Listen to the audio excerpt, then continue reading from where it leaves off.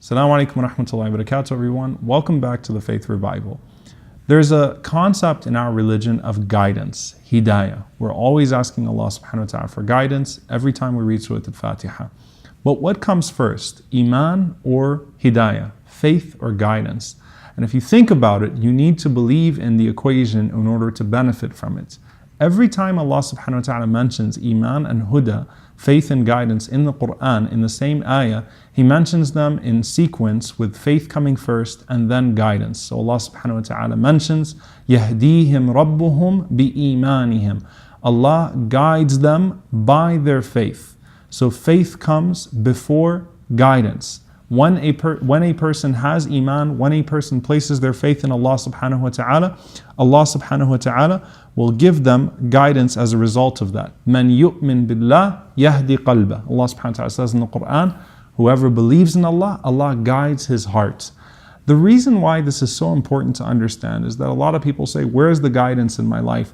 I want Allah subhanahu wa ta'ala to open this for me. I want Allah to show me this way. I want Allah to show me that way. But you have to ask yourself, have you placed your faith in Allah subhanahu wa ta'ala before you ask Him for that guidance? Have you submitted yourself to Him so that when He shows you that guidance, you're going to actually dedicate yourself to those pathways of guidance? So Allah subhanahu wa ta'ala tells us in the Quran, an ayah which we draw a dua from the Prophet ﷺ, وَلَكِنَّ اللَّهَ حَبَّبَ إِلَيْكُمُ الْإِيمَانِ. And verily Allah subhanahu wa ta'ala made faith beloved to you. وَزَيَّنَهُ فِي قُلُوبِكُمْ. Not only did He settle it in your hearts, He beautified your hearts with Iman. وَكَرَّهْ إِلَيْكُمُ الْكُفْرَ وَالْفُسُوقَ وَالْعِصْيَانَ. And He made hated to you disbelief and defiance and disobedience. Fusuq being a greater category of sin than isyan in this context.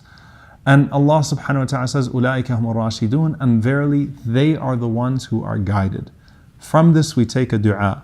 The Prophet ﷺ taught us to say, Allahumma habbib ilayna al-iman. Oh Allah, make faith beloved to us. Allahumma habbib ilayna al-iman wa zayyinhu fi qulubina. And beautify it in our hearts. وَكَرِّهْ إِلَيْنَا الْكُفْرَ وَالْفُسُوقَ وَالْعِصْيَانَ. And make disbelief and defiance and disobedience hated to us. وَجَعَلْنَا مِنَ الرَّاشِدِينَ. And make us amongst those who are guided. Now, rushd is a very specific type of guidance. If you realize, the Prophet ﷺ called the khulafa, the caliphs that would come after him, the immediate ones, al-khulafa al-rashidin al-mahdiyin. So they are the guided, the rightly guided caliphs. Rushd is a very specific type of guidance that we can take after Iman and Hidayah. Hidayah is to be guided intellectually, is to be guided in your path, to be guided in your ilm. Rushd is to be guided even in your amal, to be guided in your actions. So rushd is actually a more intensive form of hidayah, a more intensified form of guidance.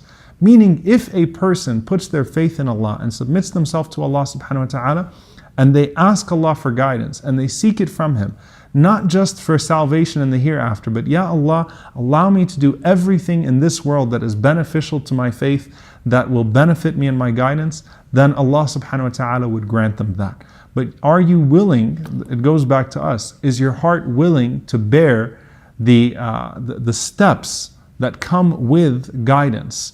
Is your heart actually willing to submit to Allah subhanahu wa ta'ala, or are you just testing the waters? You have to be seriously committed for Allah subhanahu wa ta'ala to open those pathways for you.